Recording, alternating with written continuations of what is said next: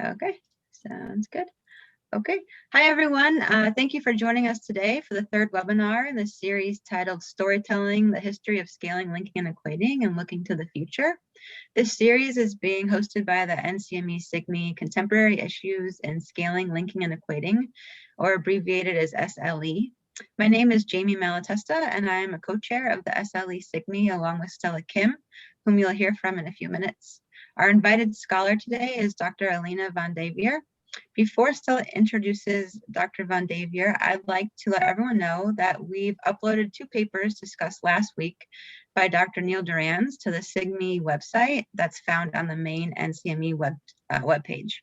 The first paper is Neil's paper on recentering the SAT scales and its effect on score distributions and score interpretations. And the second is an ETS research report on sources of score scale inconsistency, authored by Shelby Haberman and Neil. So now I'll turn it over to Stella, who will introduce our legacy scholar for this week's webinar, Dr. Alina von Davier. Hi, good afternoon or good morning, everyone. It's a great pleasure for me to introduce our speaker today, Alina von Davier, who is going to share her journey on the field of test equating, linking, and scaling. I am Stella Kim, an assistant professor at the University of North Carolina in Charlotte, and I'm one of the co-chairs of the SLE SIGIMIE. Alina von Davier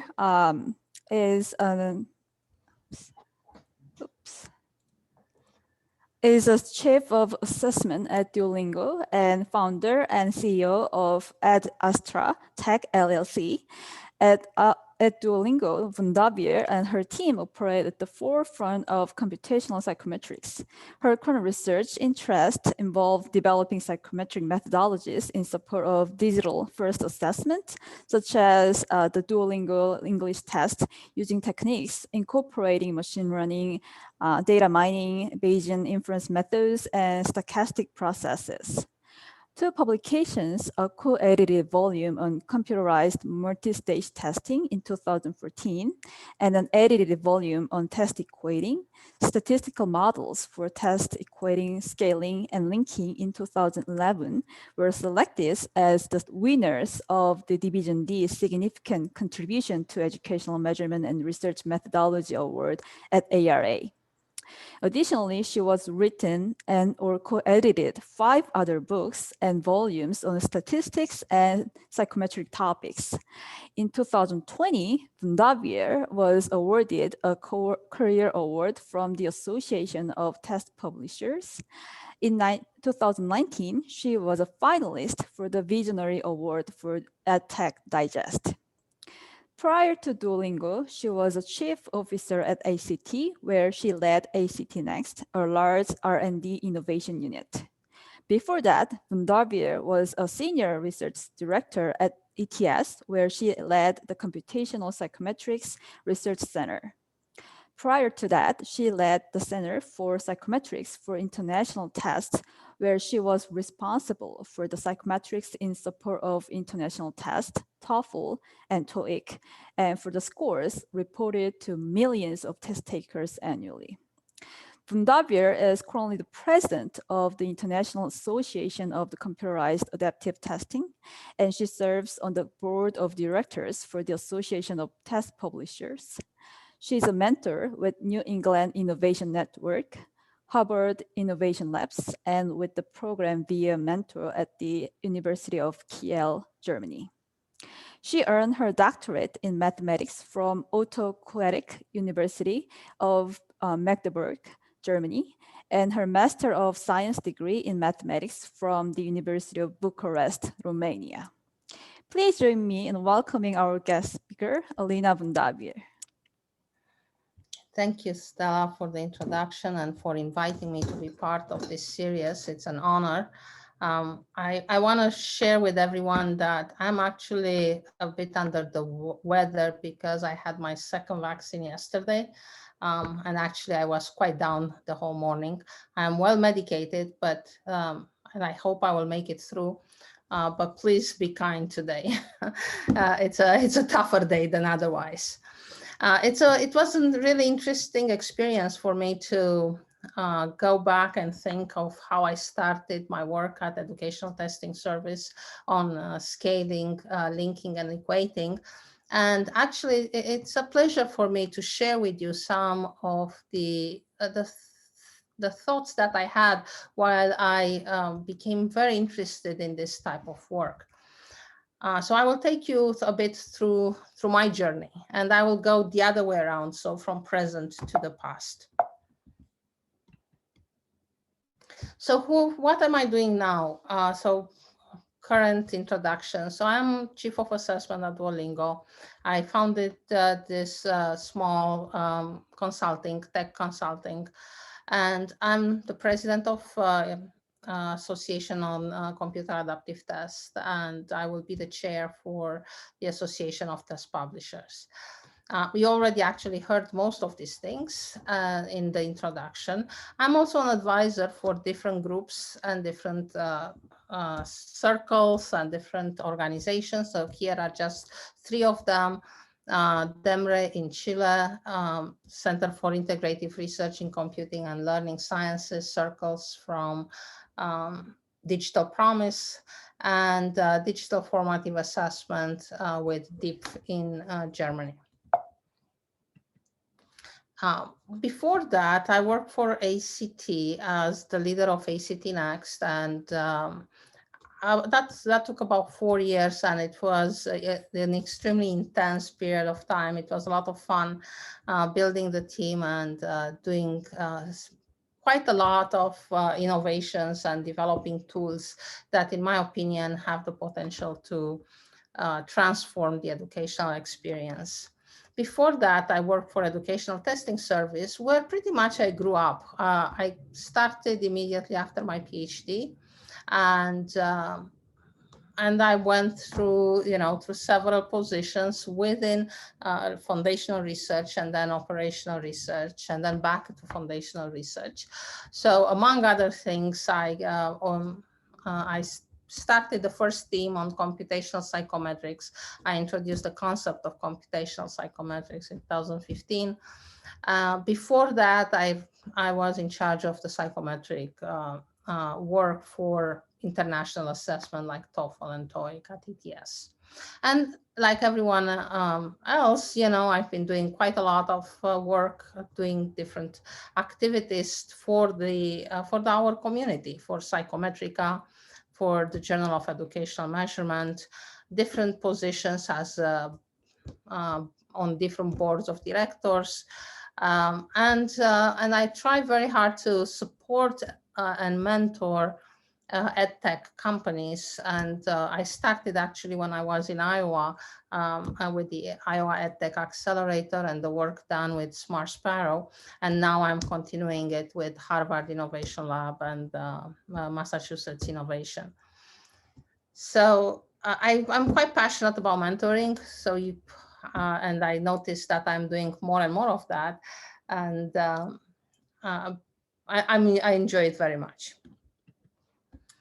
So in terms of awards, I'm not sure. I was not sure if this was something that this group would be interested in, but probably from this list, the most relevant to this presentation is the fact that one of the edited volumes, Statistical Model for Test Equating, Scaling, and Linking, has been selected as the 2013 winner of the Division D Significant Contribution to Ed Measurement and Research Methodology Award. And I will refer to this book in this presentation as well. So, and even before that, my background is truly in mathematics. The PhD was more in applied mathematics. And as a child, I wanted to be an explorer. And I think I became an explorer. It's a different way of thinking of what an explorer is. But I think all researchers are explorers, discovering new lands and new domains and new areas. So I consider myself quite accomplished with respect to my childhood ambition. At ACT Next, I work on what many would call high impact end-to-end innovations. But also before that with other teams. For example, here at Duolingo, we just launched Aqua, which is an MVP. Actually, it's more than an MVP. We are using it in operations. It's a full system for analytics for quality assurance in assessment. And I will refer again to this because the type of comparability analysis that we are doing now, it's quite different from scaling, linking, and equating. So we need a different type of approaches, and Aqua definitely helps us with that.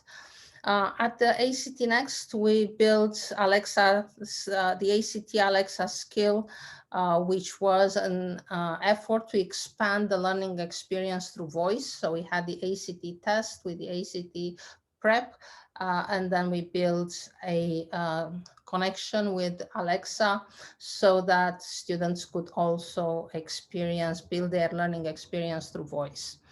I also work on recommender and diagnostic engines to develop personalized learning, and the two in this case were corroborated to build the Alexa skill.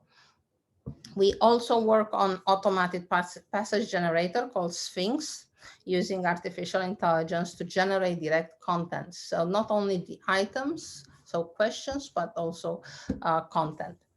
Before that, when I was at ETS, I worked on what we call the Tetralog, which was a version of a collaborative assessment.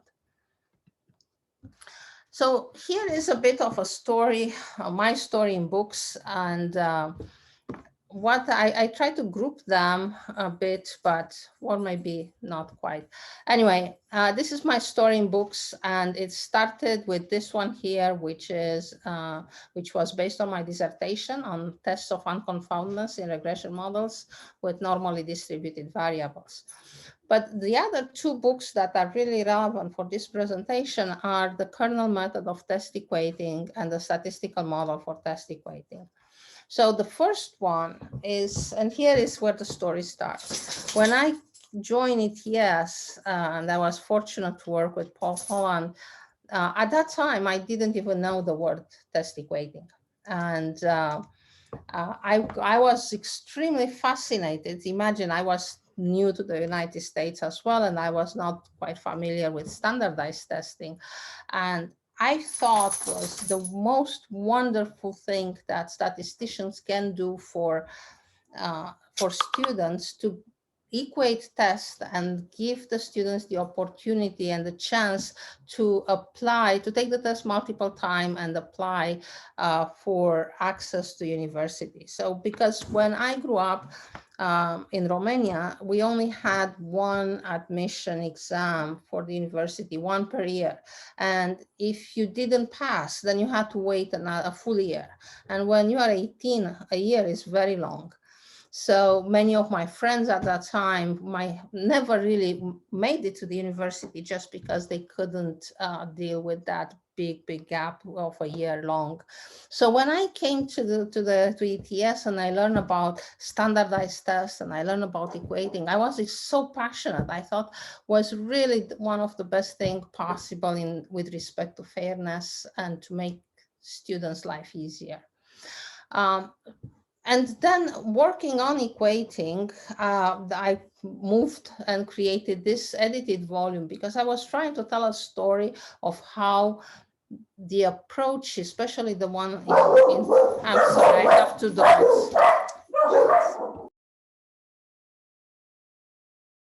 That's the beauty of working at home.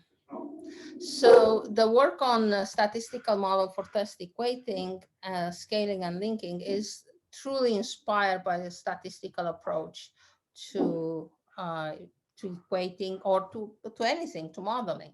And I try to build the parallels between what it takes to fit any model and have a clearly expressed research question and clearly expressed assumptions, and then how would you go about to address that. So this edited volume has a full story with other people's contributions, of course, in trying to show how everything we do in equating can be expressed from a statistical perspective.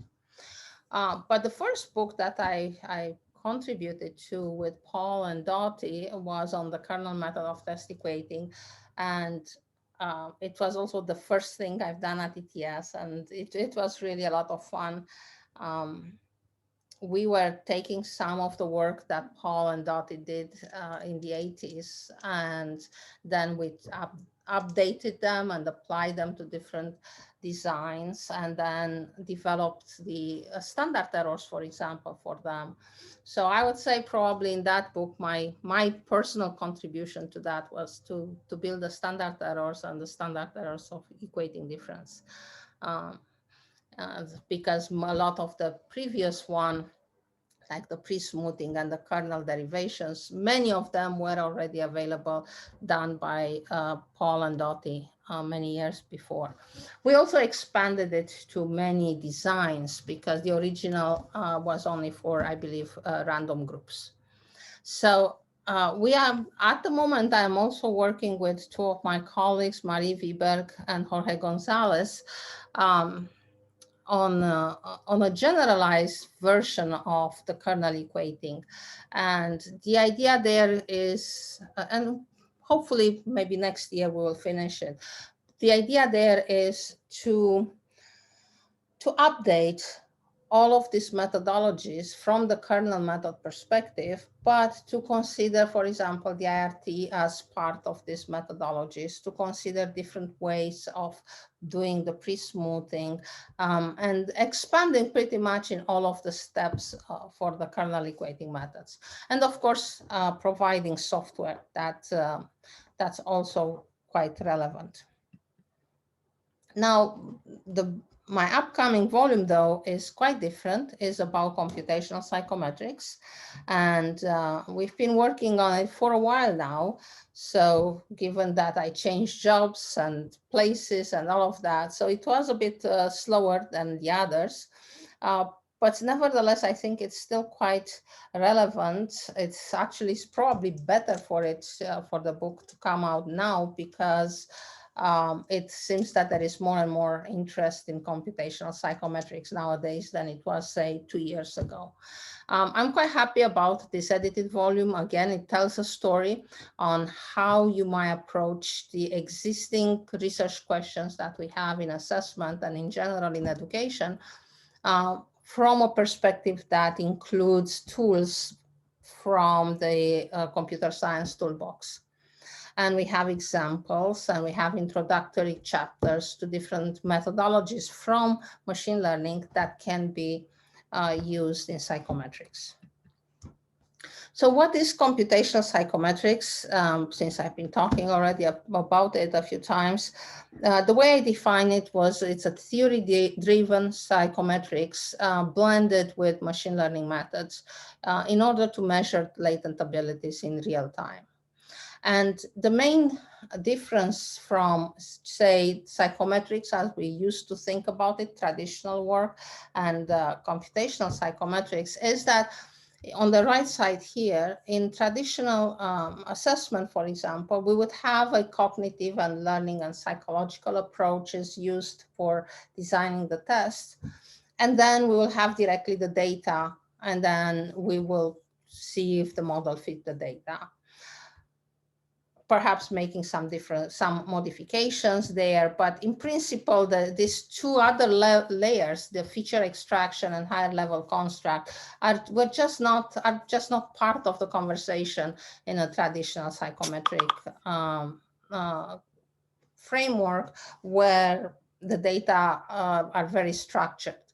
But now that we are able to collect much more data from the interactions with the system, which we call this telemetry, so rich data from the assessment or from the learning experience, then we need additional modeling approaches to help us build the argumentation and see whether the model with which we started when we designed the test or the learning system is appropriate. So here is where primarily the machine learning and data mining pieces come into place, into feature extraction and higher level constructs. So now I'm getting back to equating. First, again, I want to acknowledge Paul because we had a good time. And he is a wonderful person who shares his knowledge with everyone. And I just consider myself really fortunate to have had the opportunity to work with him. But also I want to acknowledge my other colleagues at Educational Testing Service. So ETS was really a wonderful place to be and to learn. So, and equating was pretty much what we did. We didn't, before I started working on computational psychometrics, for example, I didn't apply for any grants because we had everything in-house. We had data, we had support, financial support, interest, we had everything in-house. So now looking back, I realize how fortunate I and others have been to experience such an environment. So here is how I think about equating. And maybe this is not going to be very, not everyone would agree with me. So I will start saying, like Lord mentioned before, that equating is either unnecessary or it's impossible. And the test data, the way I think about it, is of a set with two parts, a sample of items at an administration and a sample of people at the same administration. And then test equating methods, as we heard before from Bob and from Neil, test equating methods adjust for differences in difficulties across administrations. And the key element here is that we try to use design and design concepts for the first part, for the first set here, that is the sample of items at administration T. So in order to make that sample of items relevant, we use evidence-centered design, we use test specifications, eventually we build common items. And then we have the data collection designs that help account for differences in abilities in the samples of people across administrations. So we have this dynamic here between items and people, test equating method being ready to adjust for differences in difficulty, and data collection designs being the tools that help us account for the differences in abilities. And again, design is a key word here, because here is where we would use random groups or common people or different mixed groups, mixed design. But another key word here is that we also make a lot of assumptions, and it's really good for us to be aware of the assumptions that we make. One of Paul's favorite statements that became also mine is, there is no free lunch. So a lot of what is behind equating for standardized testing relies on design and then a lot of assumptions. And in the book that I mentioned before on the edited volume, this is how I thought about it. I put the two, and I created this parallel approach between statistical modeling process in general and measuring and comparing skills on the other side. Because I think equating is also a mean to an end. So many people, I remember, would say, if people would ask them, so what do you do? Many psychometricians would say, well, I do equating. But I thought about that, and actually we are not doing equating. What we are doing is we want to measure people's skills, and we want to do so in a way that is comparable across administrations. We do equating because, given the type of designs we had at that time, this was the best tool we had at our disposal in order to do this comparability. As you'll see in a moment, nowadays, some of these things have changed. So I guess what I'm trying to say is equating is, in my mind, is a mean to an end. And that end is to measure the skills accurately and make sure that we measure them fairly across test administrations. And again, the word design shows up because this is how you build any statistical modeling process. Design, evaluate your data, be aware of the assumptions. That's in general, but also especially so for equating. We need to avoid confounding of form differences by ability differences. So that's where, again, the design, data collection design comes into place. And then we choose different models to conduct this comparability across administrations. And then we have accuracy measures to evaluate how well we've done. And I'm not going to go into details here, but there are many ways in which we could look at accuracy of our results. Most of the time in all companies I work with, the accuracy measures pretty much refer to measures of the people, of the error in the sample of people, and less so, for example, in the error of the sample of items, or in the error due to, say, a limited number of common items. But nevertheless, as I said, we can talk more about accuracy measure. It can be quite complex, but whatever index we want to consider, we definitely need to consider at least some indices to evaluate how we've been doing. For the software to do kernel equating, I want to emphasize that at that time, we developed our own at ETS, and we had two parts. Actually, Dottie was the one who did most of the coding for the software, so we need to give her credit for that. For the Gaussian kernel equating and for the log linear smoothing. Actually, the log linear smoothing was quite old, so she also did a lot. When I joined and we work on the book, she also worked on updating the software. But none of this are available anymore because, as you all know, software has to be maintained, and yeah, this is not was not possible for ETS to maintain it. However, there are nowadays two other packages from my friends, Marie Viberg and Jorge Gonzalez. K-Equate is an R package, and SNS Equate, also an R package. I think everything we do nowadays has to have some either software directly packages or code on how to do it oneself. So I talk about the fact that equating, in my opinion, is a means to an end.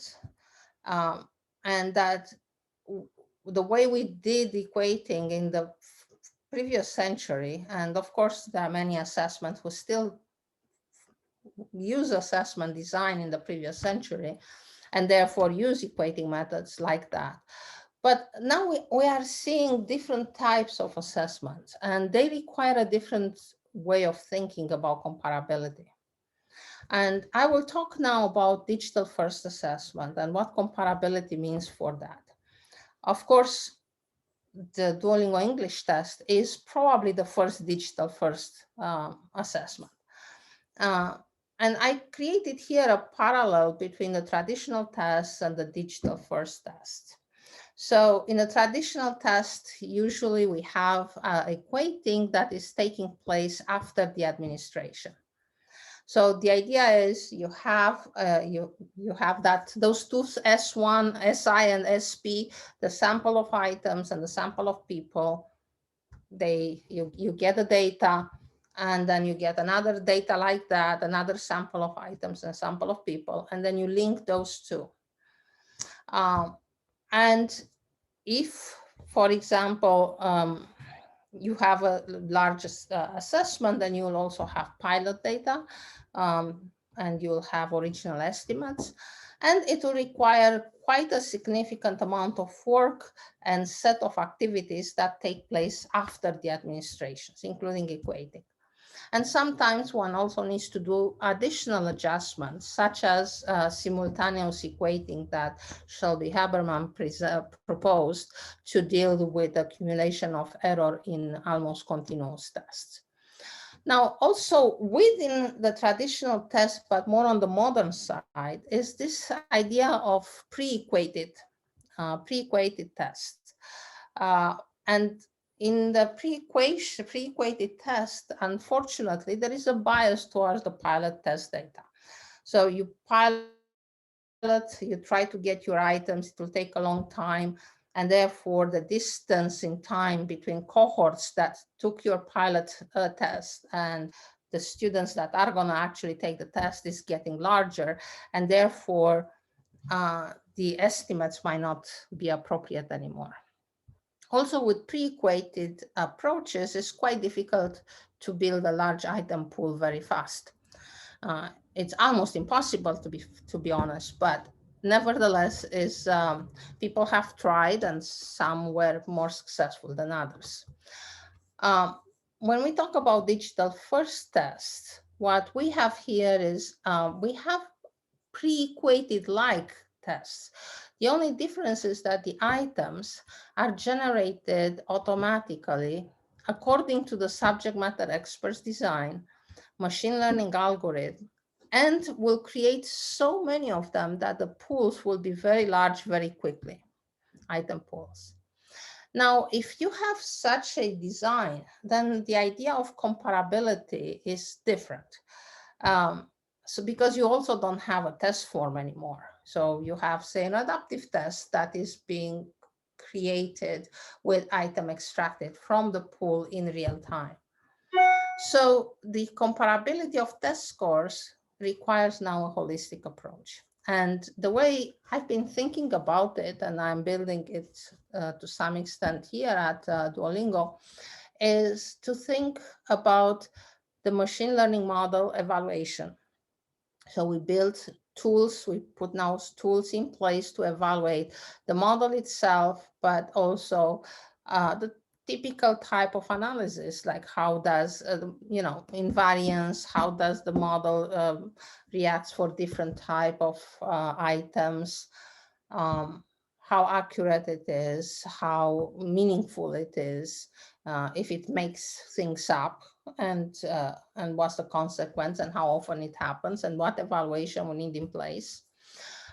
We have now subject matter expert evaluation and continuous monitoring of all of these items that are being created. And then here is this ACAT that I was referring to earlier.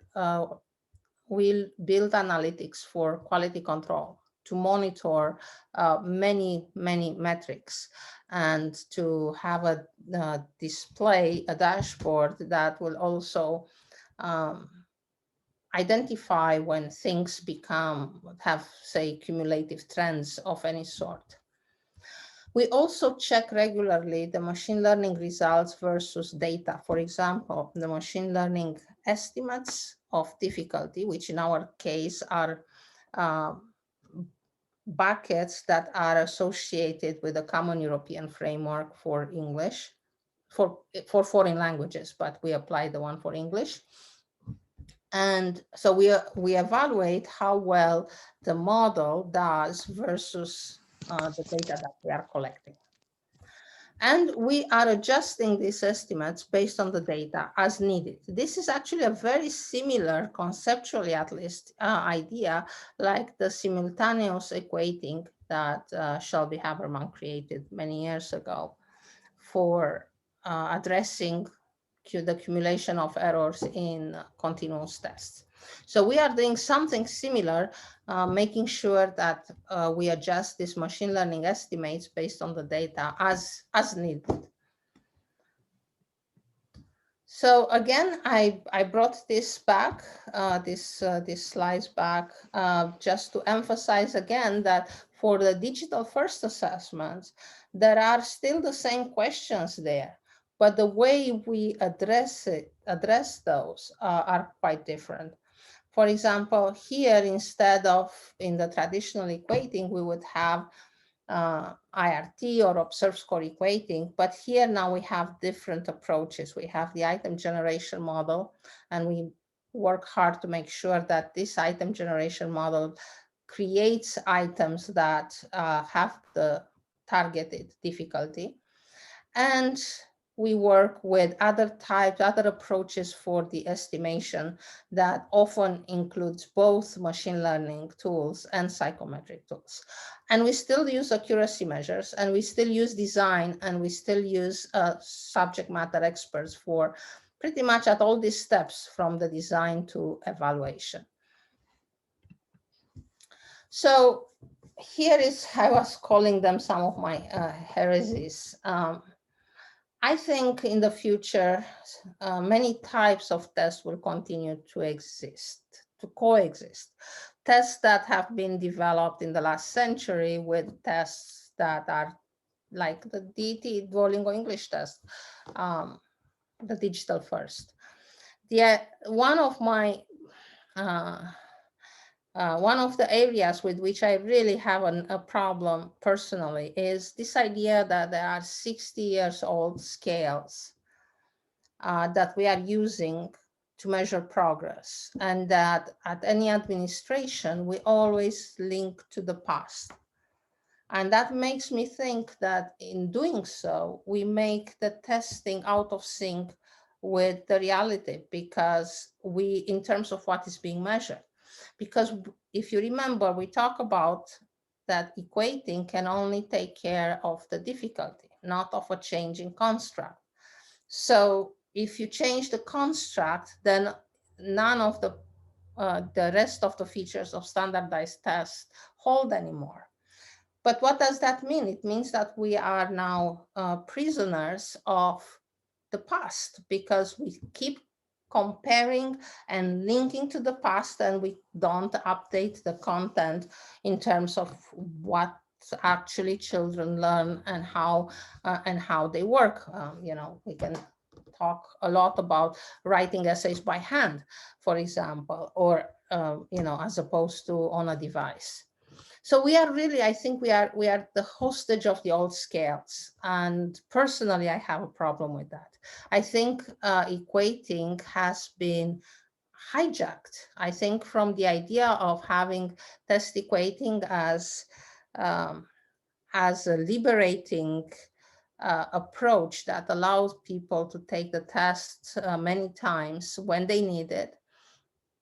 It became now, a very constrained and rigid approach to keep to measure progress on the old scales. And we are repeatedly going back to the same construct, even for test forms that we are building now.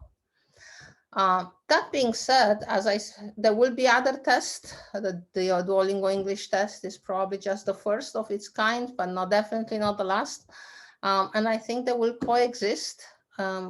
And again and again, I use William Gibson's quote, "The future is here, but it's not evenly distributed." And with this, I want to thank you for your attention, and I'm ready for questions.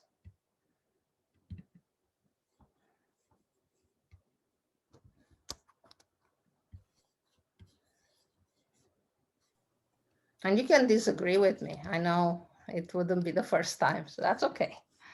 Thank you so much, Alina. That was a great presentation. So we have one question from Andrew Ho. He said, "Thank you for your presentation, but how often do you think scales should change to stay up to date? Once every 10 years, once every 5, definitely not once every 30 years, aka NAEP. What are the trade-offs as you see them?" Yeah, this is a very good question. And unfortunately, I don't have a simple answer. I would go for a 10 probably, but I have not tried that. I think also scales should change when they must change. For example, when the way we work, or when the test forms, should change what they measure. When we try to add different ways, different item types, when we try to reflect how people study. One thing that I noticed, and I don't have enough research to support this, so I acknowledge that, but one thing that I noticed is that nowadays, for many young people, it truly doesn't matter on what device they work. what they expect, what matters for them is the speed and how easy the interface is. But it doesn't really matter if it's a laptop, if it's a desktop, if it's you know, something else. Maybe the phone is different because it's smaller. But so what that means is that we get stuck into some of the ways in which we used to think that, well, if we change it from one device to another, from paper to computer, we have to do all of these comparability studies. But some of them might just not be necessary. So I think that those are issues to consider, but I don't think it's only about the scale. It's about why we think a scale needs to be changed. And what is what we want to our children to know, and how we build those tests, and therefore the scale should support that. So I think the scale should not force us to build the tests around the scale. It should be the other way around. The scale should support the test. Trade-offs, of course, I mean, one trade-off is that people love trends. You know, everyone loves trends, and looking back and see. I think we just need to get better at, well, maybe not having all the time trade-off, and starting afresh might not be a bad idea. So I guess that's a trade-off. Another question I see here, where does or how does equating move to become linking? Well, so again, in the traditional approach, linking and equating, so Bob and Mike Holland defined the difference between equating and linking. Neil Dorrance and Paul Holland defined those as well. But primarily it had to do with either when we talk about IRT and we say it's an IRT linking, or when we talk about forms that were not quite standardized. What I'm talking about now with the digital first assessments, I think I'm talking more about comparability than even linking. Though I'm still thinking about that. I mean, I'm new at Duolingo, and I am also trying to wrap my head around what we need to do to make sure that the scores are comparable in this new design that is very different from everything else I worked on before. Alina, this is Bob Brennan. Can you hear me? Yes, good to see you, Bob. Good to talk to you. You survived the session very well. I'm glad. Thank you. You seem to be well. Anyway, early on in your presentation, you talked about, or referenced anyway, machine learning for generating items. And you also made a reference to machine learning for generating passages. At least that's how I interpreted what you said. The first, I can get my head around to some extent anyway. The second is much more difficult for me to get my head around it. Can you help me with that from your perspective with machine learning? Sure, I'm gonna try. So in the past few years, there have been an amazing development in the community in machine learning on tools for generating content.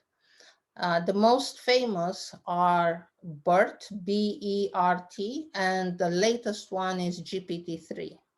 And the GPT-3 is 1,000 times better than BERT. So with these tools, one can, so the tools have been released by the developers, and one can use those tools as they are. And they've been trained on pretty much all the data we have on the internet, on different corpus, on everything. And if you give an input to these systems, then nowadays it's relatively easy to get an output with the features and the grammatical structure and the relation among the parts of the text from your original text into the newly generated passages. And this is the one, these are the ones that we are looking into right now, the GPT-3. Before that, we work with BERT. So the one that I referred there to, Sphinx, that was created with BERT. So it was not as powerful as the GPT-3 is. That being said, we still need a human in the loop. We still need a human to evaluate the items, to evaluate the passages. So one thing that happens, especially if you try to generate items that are factually correct, sometimes the systems make stuff up. So like put in years or historical features that are just not true. So we need to evaluate those. Of course, it depends on the purpose of the passage. But yeah, and we are now also working on evaluating how precise they can be in terms of the difficulty and complexity of the text. Okay, then that raises questions as well with respect to the items that are associated with a passage. Because presumably an item could be either very easy or very difficult, depending upon how the topic was addressed within the context of the passage. Correct. It's not easy. I didn't say it's easy. But yes, you are correct. For the same passage, you can have multiple types of items. Yeah. Thank you. One system, I'm sorry. No, I just said thank you.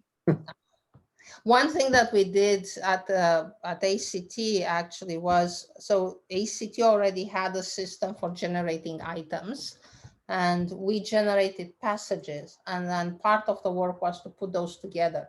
The generation, so you first generated passages and then you generated items based on those passages. And the idea was the items that were generated were similar to the ones that were of interest to us, like the ACT items.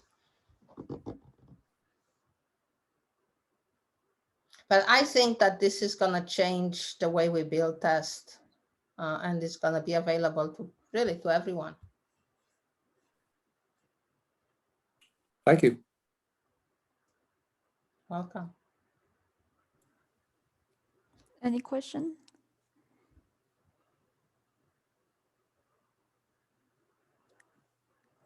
I do have a question, Alina. To be honest, I'm quite new to the concept of machine learning, so I'd like to learn more about that. I'm just wondering if there is like a procedure to kind of check the content balance, like for the CAT or MST administration, we always concern about the content balance, right? So I wonder if there is like a procedure to kind of evaluate the good content balance for those items that are automatically generated. So for our test, for the Duolingo English test, it's a combination of machine learning and traditional psychometrics. So the test assembly, the CAT, is like any other CAT. So that's not based on machine learning. I mean, probably one could think in the future on how you would pull items from different content in an automatic way using machine learning. But at the moment, we are not doing that. It's a typical CAT. Okay, so you see that in the future, it could be kind of controlled by the machine learning as well. The content balance could be controlled. I think so, yeah. Thank you.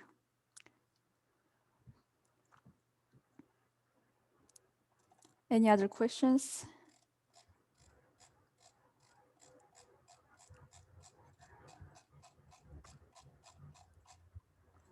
It seems like that's it for today. All right. Thanks, Alina, for your wonderful presentation. Despite your, bad condition due to the vaccine. Question here. Let me read it first.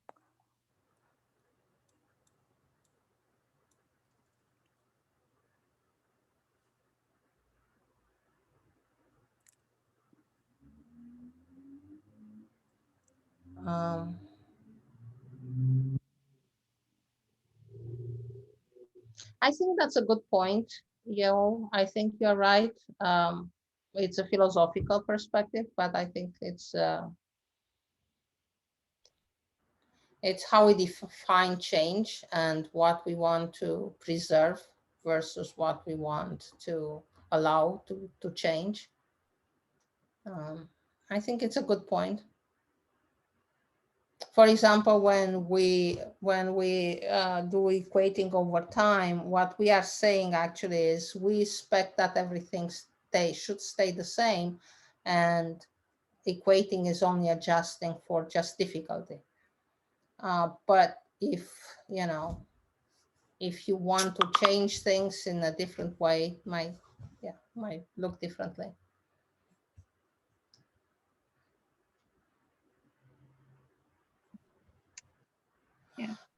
Challenges and opportunities for computational psychometrics in the wake of the pandemic.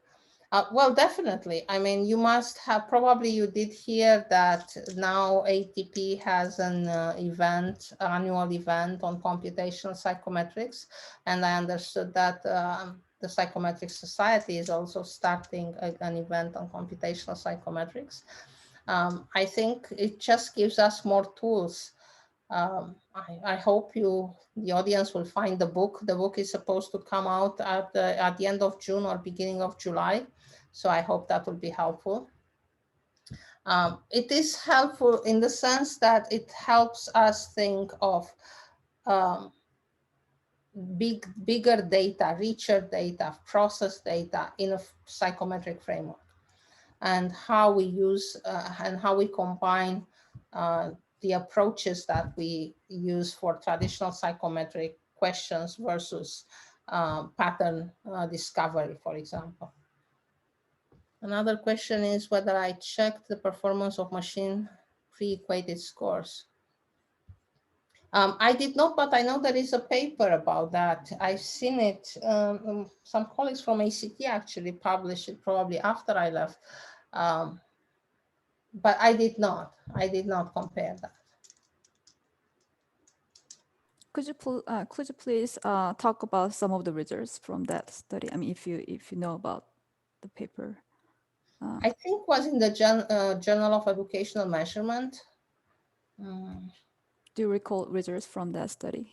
I will get back to you, and maybe you can add it to the website. Yeah. Thank you.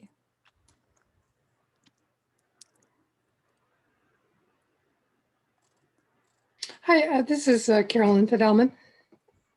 I asked the question about the equating and the linking, and really in the context of your comment about the 60-year-old scales. And I just wonder if this, and forgive me because I may not know much about computational psychometrics, but isn't it true that, especially in this Duolingo environment, you have so much testing and turnaround and so forth that you kind of have the volume and frequency that kind of supports that kind of thing?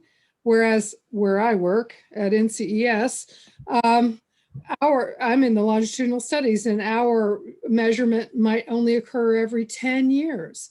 So that's why I was saying, for us, I don't think equating is apropos, or I'm not even sure that something like computational psychometrics is apropos for us.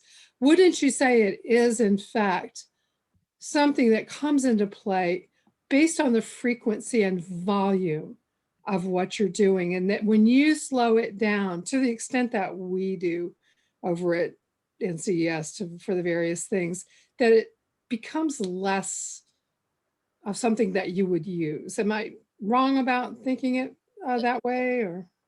Yeah, well, it depends. So I think another factor that one needs to consider is what type of test do you have? If you have a multiple choice test that's administered once a year or maybe once every 10 years, then I agree, you probably don't need much.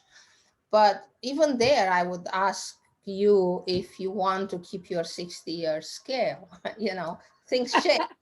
I'm trying not to. Yeah, so that's independent of the computational psychometrics. But let's say if you want to create simulations or games, and you have the opportunity to take into account the process information, not only timing, but say sequences in responding to a more complex problem, then I would say if you have enough sample that can support that, even then you can look at, you can use some of the tools from computational psychometrics. So the other factor is, in addition to the type of how often the test is administered, the other factor is what is on the test, what type of questions or tasks you have. I see another question.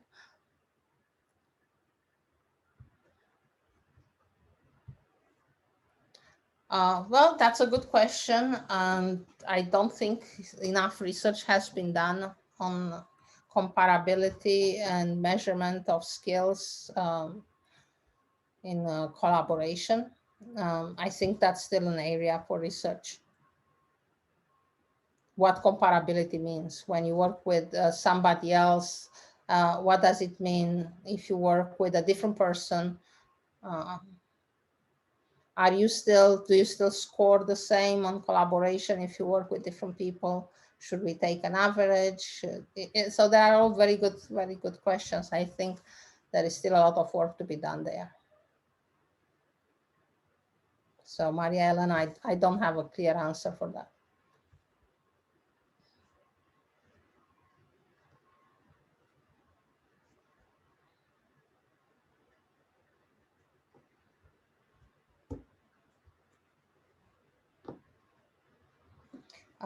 Well, definitely it doesn't have to be all kind of computational psychometrics. I mean, for sure not.